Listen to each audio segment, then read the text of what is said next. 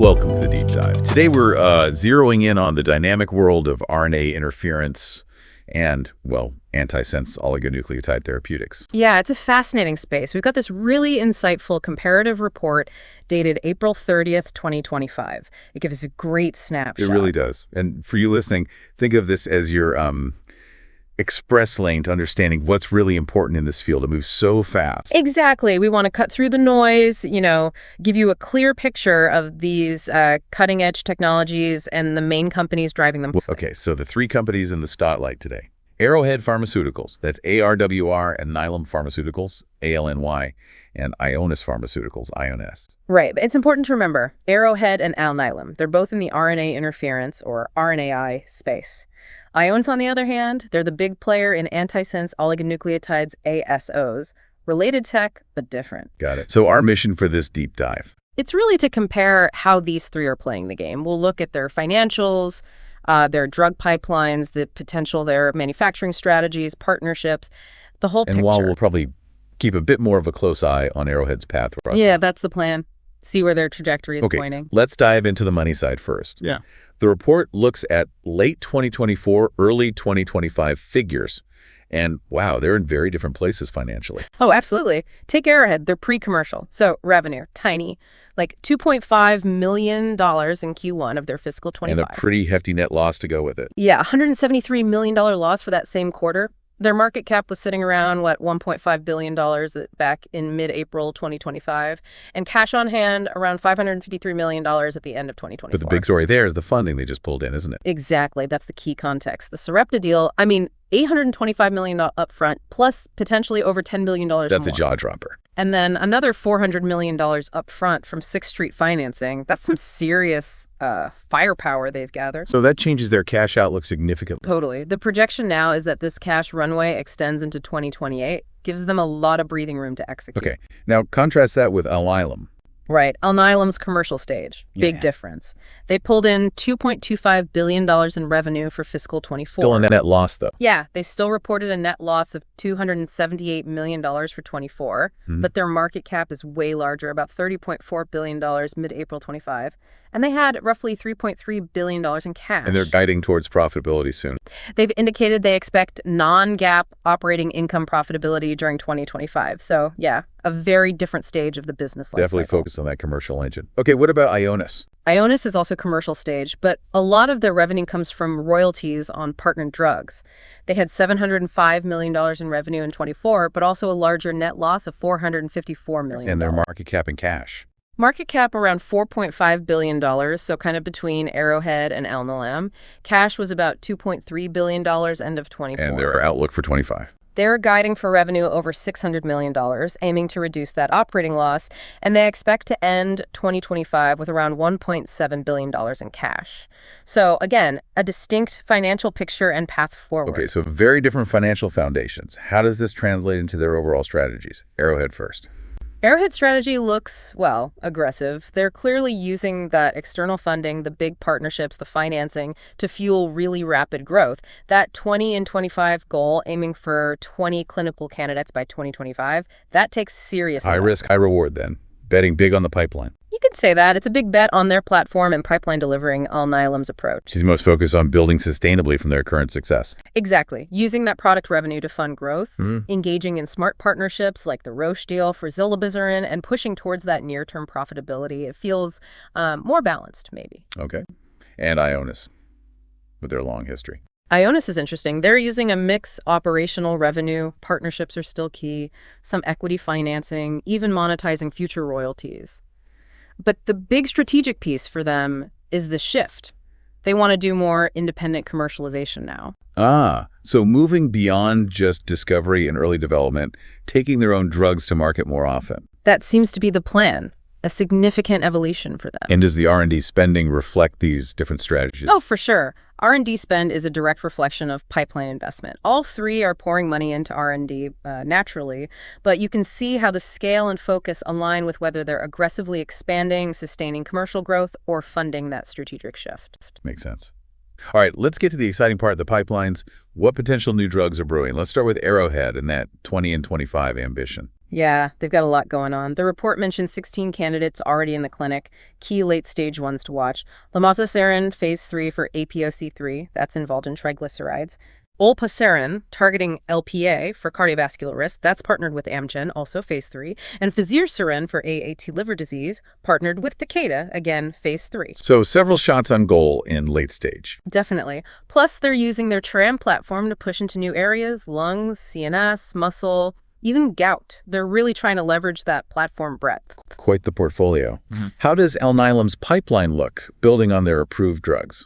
Alnylam already has 5 products on the market, Onpattro, Amvuttra, you know the names. Their pipeline focus. Nucresiran is a big one, phase 3 for TTR amyloidosis, kind of a follow-on strategy. Building on their expertise there. Right. Fitusiran for hemophilia, approved now and partnered with Sanofi, and zilebesiran for hypertension. That Roche partnership is now in massive phase 3 outcome trials. That could be huge if it hits. Hypertension is a massive market. Gigantic. And they also have cemdisiran in phase 3 for complement C5-related diseases, partnered with Regeneron. Plus, they've publicly stated a goal of filing 9 new INDs, investigational new drug applications, by the end of 2025. So continued heavy investment in R&D from Alnylam too. What's the scoop on Ionis's pipeline? Ionis also has a strong base of approved meds, 6 of them, like Spinraza and Qalsody with Biogen, key late-stage assets they own. Olezarsen also targeting APOC3 like Arrowhead's drug, and donidalorsen for hereditary angioedema, both phase 3. So potential near-term launches for them to handle themselves. Fits that strategic shift. Exactly. Then they have major partnered programs too. Wainua for ATTR-CM, a heart condition, that's phase 3 with AstraZeneca, and pelacarsen for LPA cardiovascular disease, phase 3 with Novartis. Big trials, big potential partners. And don't forget their deep neurology pipeline. Right. It's interesting seeing the balance each company strikes, keeping programs versus partnering them off. What's the thinking there? It's always a calculation, right? Risk, reward, resources, expertise. Arrowhead, maybe historically partnered earlier, but now seems keen on keeping plozasiran, suggesting they see real value in taking it forward themselves. Reflects growing confidence, maybe. Could be. We mentioned Ionis's deliberate shift towards independence. Alnylam seems to play it case-by-case keep some core franchises, partner where it makes sense for scale or market access. It's all about maximizing value and managing risk. Okay, let's shift gears to manufacturing. You can have great drugs, but you need to make them. The report points to big investments here. Yeah, this is crucial for oligonucleotide drugs. It's complex chemistry. All three clearly see in-house manufacturing as strategically vital.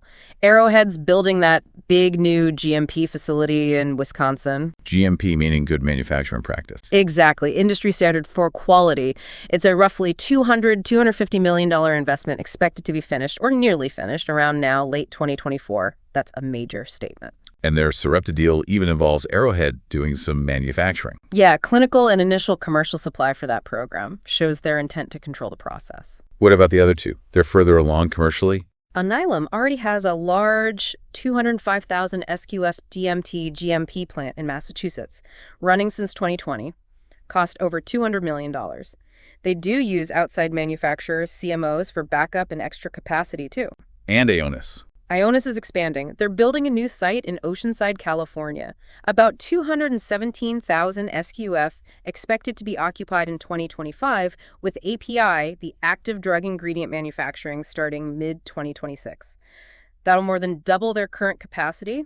They also use CMOs. So this trend of vertical integration, bringing manufacturing in-house, what's driving it? Several things. Control over your supply chain is huge, especially with novel therapies. It can help manage costs in the long run. It protects your intellectual property, your manufacturing know-how, and critically, it ensures quality control. For a company like Arrowhead, building it now signals real confidence in their late-stage pipeline, doesn't it? It absolutely does. You don't make that kind of investment lightly. Okay, the report mentions R&D productivity. That sounds hard to measure, especially for new technologies.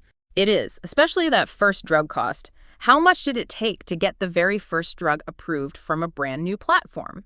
Alnylam's Onpattro, for instance, took something like 16 years and maybe $2 to $2.5 billion estimated. Wow, long road. Yeah.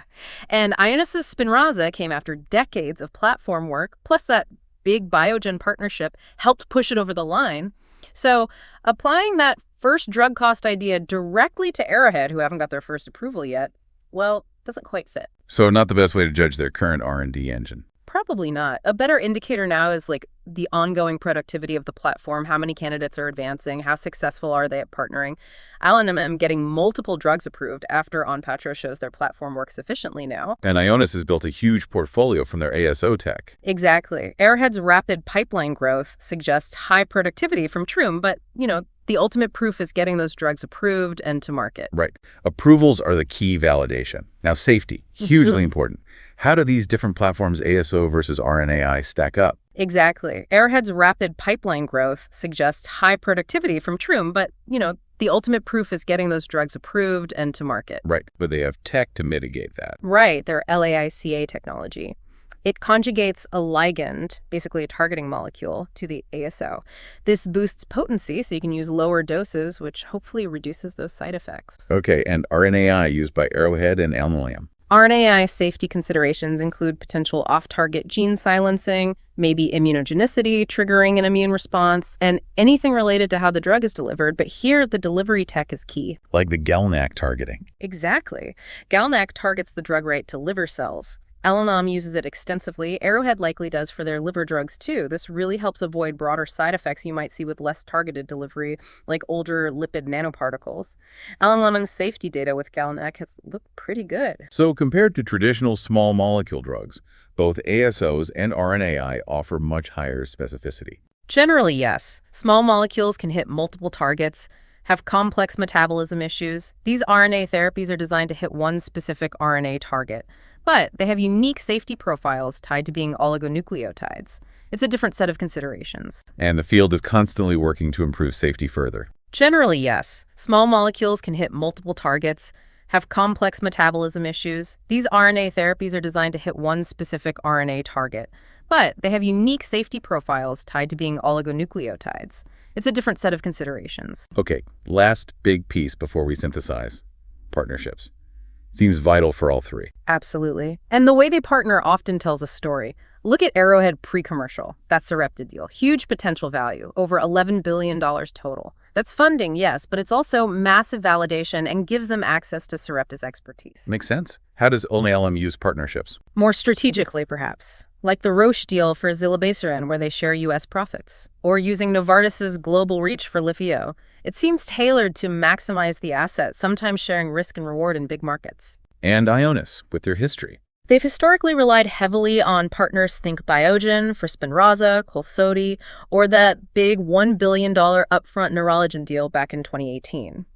Now, as they aim for more independence, the partnership strategy is evolving, but still crucial for big opportunities like pelacarsen with Novartis. So partnerships are flexible tools, funding, validation, accessing capabilities, sharing risk used differently depending on the company's stage and goals. Precisely. It's fascinating to watch how those strategies adapt. Okay, let's try to bring it all together. Based on this snapshot, financials, pipeline, manufacturing, strategy, where do you see these companies in, say, the next 2-3 years? Let's start with Arrowhead. Arrowhead feels like it's right on the cusp of a major transformation. And it's still an if, Plozasiran and maybe other key programs hit positive phase 3 data and get regulatory green lights. Then those big investments could really pay off. Exactly. The money poured into the pipeline and that Wisconsin plant, fueled by partnerships. It could position them for a significant market entry and maybe rapid growth. The risk, clinical data and commercial execution. It's biotech. But the potential valuation inflection point is high, given their strategy. Definitely. High risk, potentially very high reward scenario unfolding. Okay. Outlook for Alnylam. More steady. I'd expect Alnylam to continue its trajectory as, a leader in commercial RNAi.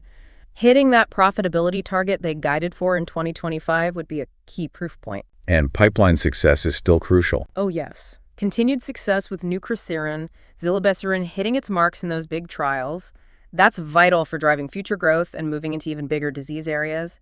Their established base provides a strong platform. solid foundation, continued expansion. And Ionis. What do the next couple of years look like? The next 2-3 years for Ionis will be all about seeing if that strategic shift works. Can they successfully launch olezarsen and donidalorsen themselves? That will be the big test. And progress in the rest of the pipeline. Yeah, progress in neurology remains key, and the outcomes of huge partnered trials like pelacarsen with Novartis will be major drivers. They need to show their balanced funding approach can support both building a commercial presence and keeping that innovation engine running. So, summing up, Arrowhead's aggressive ambition, Alnylam's commercial strength and drive for profitability, and Ionis's strategic evolution towards independence. 3 really distinct paths in this RNA-targeted therapy space. It really highlights how dynamic this field is and, the incredible potential these RNAi and ASO technologies hold for treating diseases. Absolutely. So maybe a final thought for you, our listener, to chew on. Given these different strategies, the big investments, the rapid scientific progress, which approach do you think is best positioned to really dominate the RNA therapeutics landscape in the longer term? And what are the key milestones, the specific trial readouts or regulatory decisions that we should all be watching most closely over the next few years? Definitely something to think about. It's going to be fascinating to watch unfold. Thanks for taking this deep dive with us today. Until next time.